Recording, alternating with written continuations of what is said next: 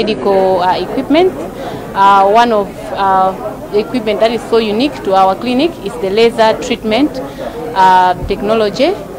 With this technology, we are going to use endoscopic surgeries, which actually means we're not going to do open surgeries. So a patient will not have an open wound. We just use a small tube to do the surgery. So conditions that require such a treatment are usually enlarged prostate, bladder cancer, and other conditions. Yes. The Presidential Task Force on COVID-19 is yet to finalize a reviewing of new plans as submitted by local councils in the fight against COVID-19. Co-chairperson of the task force, Ekombize Kandodo Chiponda, said funds have also not been dispersed back to the councils pending conclusion of the review process. Audrey Kapalamula reports. The task force requested councils to submit new plans for COVID-19 interventions on 24 February this year. Chiponda, who is also Minister of Health, said the task force will engage the councils next week and communicate the way forward. The money for the councils was they got the money for the mask production. That money, all the councils, they got that money. The district hospitals, they have funds for health workers as well as for the PPEs. So things are still happening. It's not like we have stopped. No, but we just said, some of the things, because one of the things which was a problem was that there were a lot of meetings, people getting allowances, so those are the things which we had to monitor that they do not happen again. On 24 February this year, Dodima requested councils to return COVID-19 funds that they had received in order for the task force to provide guidance and direction on utilization of the 17.2 billion kwacha. State-owned Agriculture Development and Marketing Corporation (ADMAC) and Center for Social Accountability and Transparency (CSAT) are involved in a tussle over ADMAC's refusal to disclose the source of 423 billion kwacha which it secured. CSAT is demanding ADMAC to disclose the source of the money in the spirit of transparency and accountability, since ADMAC is a government company. Rebecca Chincheka has more in this report, read by Audrey Kapanamula. ADMAC board chairperson Alexander Kusamba Dzonzi told journalists in Blantyre on 24 February 2021 that the grain trader had secured 423 billion kwacha to fund various projects to revamp ADMAC Limited, but did not disclose the source of the funds.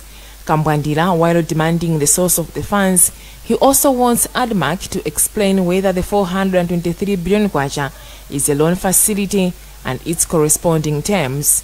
ADMAC is further requested to explain the measures it has put in place to make sure that the funds are repaid without putting unnecessary burden on Malawians. Kambwandira argues that ADMAC's conduct to hide the source of the funding smacks of corruption. ADMAC board chairperson Alexander Kusamba Dzonzi responded to Kambwandira's letter and said the source of the funding will be disclosed after the Ministry of Finance is through with its due diligence activities on the financiers. Dzonzi disclosed that the 423 billion kwacha is a loan and that its corresponding terms and conditions will be made public when all stages are completed. Kambwandira is worried with continued borrowing by some public institutions without a clear plan of how they intend to use the funds. In 2017, government inherited a loan of about 22 billion kwacha, which ADMAC obtained from commercial banks for the purposes of purchasing maize. Government has admitted the heavy burden it is suffering in rentals. Several government ministries, departments and agencies do not have permanent offices of their own. Instead, they are scattered in the cities of the country in rented buildings, leading to an accumulation of 15.3 billion kwacha in rental arrears. More in this report, read by Audrey Kapalamula. Minister of Lands Kezim Sukwa has disclosed that so far government is grappling to settle rental arrears amounting to 15.3 billion kwacha. To address the challenge, Ministry of Lands has started planning for the construction of at least 2 additional office buildings at Capitol Hill, which Msukwa said will be subject to availability of funds. The Ministry of Lands has also started development of new plots in Lilongwe's Area 26, 34, 54 and 55 because government does not have 7.9 million kwacha to pay for compensation. The chaotic land situation is fueled by syndicates of corrupt networks. There are cases of multiple plot allocations in urban centers and along the lakeshore areas, idle estates, rampant encroachment on public and private land, and lack of transparency in land administration and management in general. The Minister of Lands has since embarked on land reform and implementation of the new land laws that will bring benefits and sanity in the way land is managed. The land crisis is so bad that at one time, Member of Parliament for Blantyre City West Samia Solomon observed that 2 people own half of Limbi. In our special report, we travel to Nkhani, an area along Malawi's northern border in Karonga, where locals are struggling to live normal lives after authorities seemingly forgot about them. Sam Kalimira traveled to the area and now paints a picture of how communities in the area are struggling with everyday life. Josiah Saudi, a nurse at Nkhani Health Center in Karonga, nearly wept when he remembered a baby that could successfully be delivered dying in his hands while the mother and guardians helplessly watched. Saudi tried his best to save the life of the baby with the community's support, but to no avail. The legs and part of the body was out, but the head was stuck. So the baby failed to come out. He rushed to a nearby hills to make a phone call to Karonga District Hospital for an ambulance to come and pick the baby and the mother, whose lives were in danger. The area where Nkhani Health Center is located does not have mobile phone network. The ambulance itself cannot reach the health center. Here, the road has been cut off because of the rains. But this road has been there since 80s. And there's no any means apart from me just moving my shoes and go through this muddy road. So broken and devastated, some men carried the delivering woman on a stretcher covering about 20 kilometers to reach Songwe border, where the ambulance was waiting. Unfortunately enough, it was a rainy season and the ambulance couldn't manage to come up to this facility. So the only possible solution we were there was to pick the woman up to the Songwe border, where we could meet with the ambulance from the KDH. The nurse says during the 3 years that he has been at the health center, he has referred 4 cases of pregnant women who were ferried on stretchers to the hospital.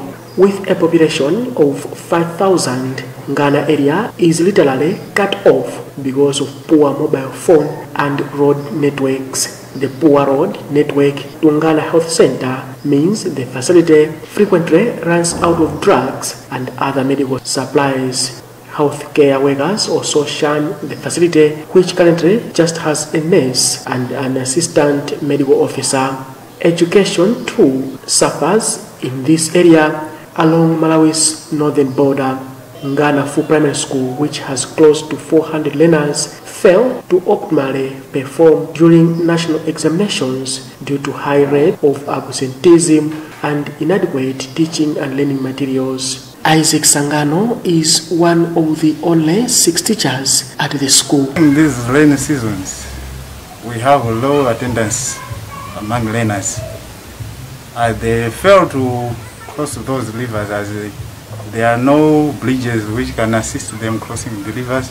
Vendors from neighboring areas across the border in Tanzania also buy farm produce at very low prices, leaving farmers heavily shortchanged. The vendors have what appears a legitimate excuse. They have to cover long distances, navigating through bad roads and cross dangerous rivers to access the farm produce, which they ferry back to wherever they find markets. Kanyerere Msukwa of Mwaisondoro village in Traditional Authority Mwakaoko in the area feels people of Nkhani are abandoned by the government. From 1986 up to 89, the road was just as good as other roads.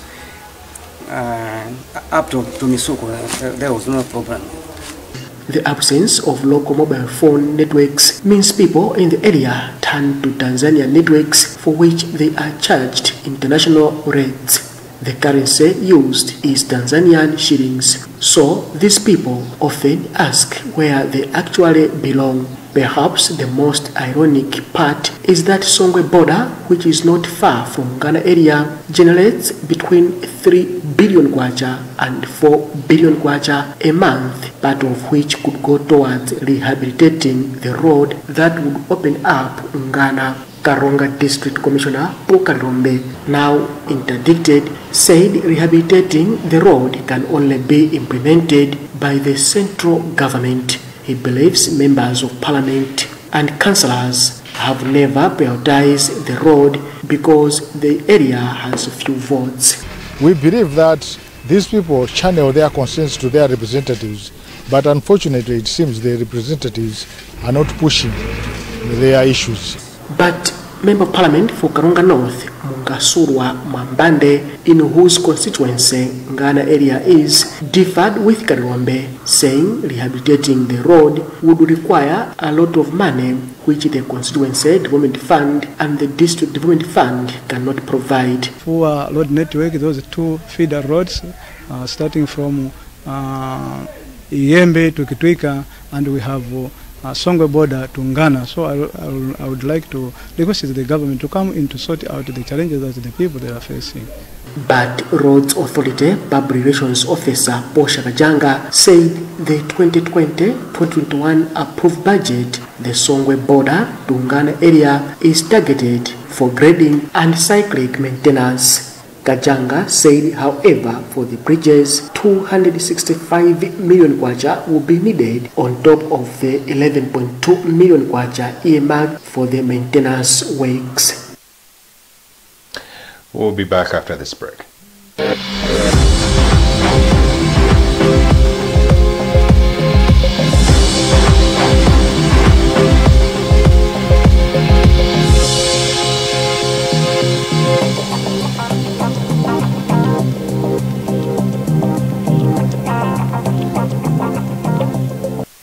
For a better tomorrow, don't forget to do the 1, 2, 3 with Colgate every night.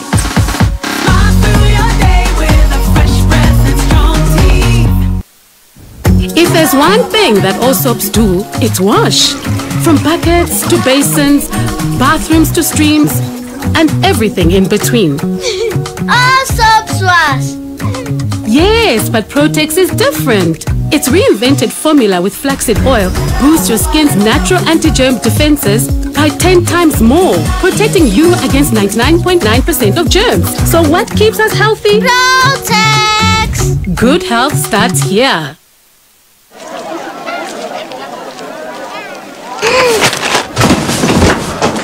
Do your gums hurt? Yeah. Does your toothpaste contain sage, eucalyptus, myrrh, chamomile? All that in one toothpaste? Yes, try Colgate Herbal. Colgate Herbal contains nature's best herbs and Colgate's fluoride technology to give you strong teeth and healthy gums. Ah, Colgate Herbal. Let's go. Colgate Herbal for strong teeth and healthy gums naturally. Define your surroundings with the color of your choice. Make it warm, creative, friendly, and vibrant. Coat textures, durable color options, with up to 1,200 color shades to choose from. Be it economy range or premium range paints, innovative paint and color technology in every drop. Available in Blantyre, Build Africa, and Limby Corner Mart Building, and in Lilongwe along M12 Road, close to Gateway Mall. Tropical Paints, your world in color.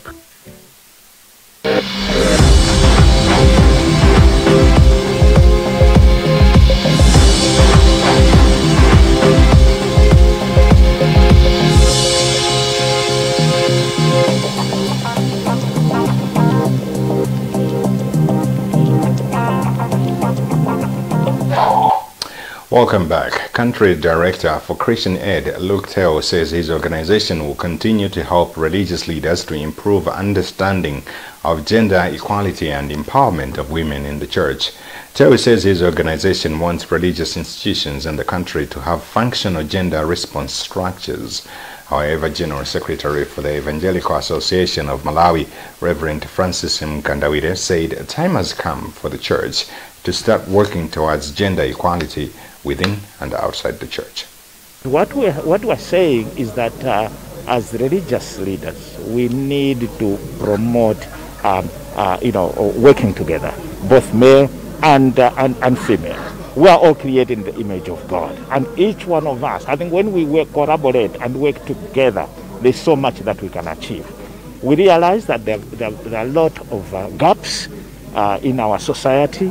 We are possibly due to cultural beliefs and also some of the religious beliefs that tend to discriminate women and all that. And but we as religious bodies in this country, in particular the Christian mother bodies in this country, Malawi Council of Churches, Episcopal Conference of Malawi, and Evangelical Association of Malawi, we established the side-by-side movement to make sure that we promote greater women involvement. Reply Malawi Limited says it is constructing another subsidiary factory that will be making fire briquettes from old and rotten trees sourced from within its concession area of Shikangawa Forest within Vipia Plantations. The company says once the construction works are complete and machines installed by end of April this year, the company will start operations by May. Over 100 people will be employed to manage the production. Located in Nzimba, Reply Malawi has around 6,200 hectares of trees that are not suitable for the current industrial use within its concession area of 20,000 hectares. From Zuzu, Sam Kalimira reports. Reply Malawi has been under pressure, facing criticism by local timber sawyers and other communities, accusing the company of failing to manage the forest by, among others, watching millions of matured pine trees that are ready for harvest being destroyed. Such trees are mainly found at Champoyo, Mungala, and Kasumba within the forest area, which has also been hit by massive illegal sawyers. But speaking in an interview, Reply Malawi Public Relations Officer Darito Jimwala said the company already wants to use the said trees to produce fire briquettes. What Reply has done is it's constructing a factory which will be making briquettes, and this will be the raw material. The same will also be going to the other factory that is already in operation, the Export Promoting Zone factory, EPZ. So from probably May, that talk about Reply just wasting trees and things like that will be an old story. He said there is already a market for the briquettes as the government is promoting environmental conservation by avoiding massive use of indigenous trees for firewood. Meanwhile, Reply Malawi Forestry Manager Nathaniel Ndhala has said the company has this year managed to plant 1,048 hectares of trees, targeting areas which were plundered by illegal sawyers in the boundaries of the company's concession area. Our target was 1,000 hectares, and we have planted 1,048, which is more than the target. And by last year, we had the 2,010 hectares bare. So which means with this, then definitely the number is reduced, which is bare. The company has also bought 4 big vehicles that will be used in managing the planted trees. That's the news for now, but before we go to headlines once again, government interdicts Chief Commissioner for Malawi Prison Service, Wandika Piri, and Chief Immigration Officer, Hannings Mlota. The Presidential Task Force on COVID-19 is still scrutinizing new COVID plans submitted by local councils. In our special report, Sam Kalimira takes us to Nkhani, an area along Malawi's northern border where communities have seemingly been forgotten. You have been with me, Uncle Sonda. Thanks for watching.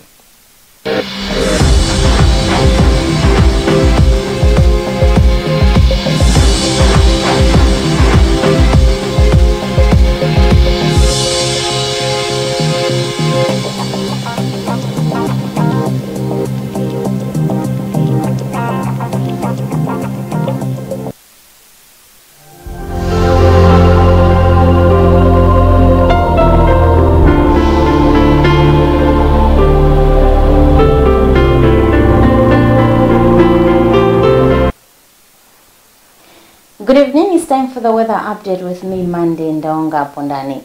The weather forecast for tonight and tomorrow. Scattered rain with thunderstorms should still be expected, mainly over the south and central areas, because the rain belt is still oscillating over Malawi in Shire Valley. Partly cloudy with isolated thunder showers tonight and during morning tomorrow. Cloudy with localized thunder showers in the afternoon. In southern highlands, localized rain and thunderstorms tonight and during morning tomorrow. Cloudy with locally heavy rain during afternoon. In central areas, cloudy with scattered rain and thunderstorms tonight and in the morning tomorrow. Hot with rain and thunderstorms over more areas during the afternoon.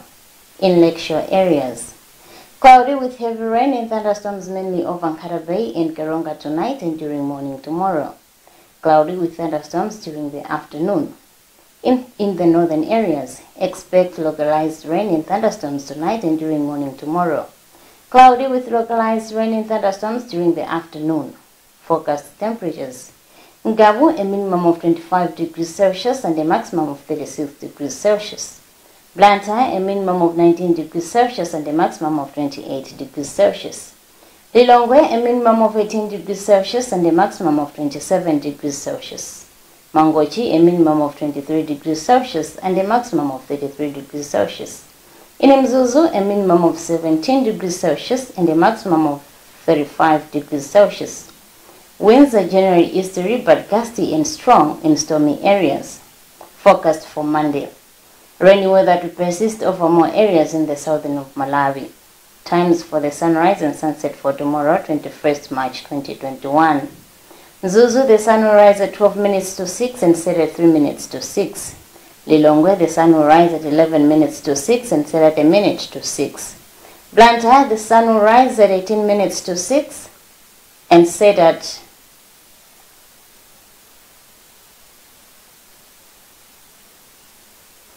and set at 4 minutes to 6.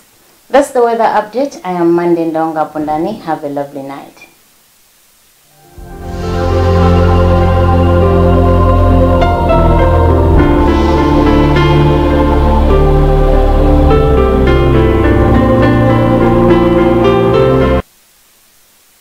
Define your surroundings with the color of your choice. Make it warm, creative, friendly,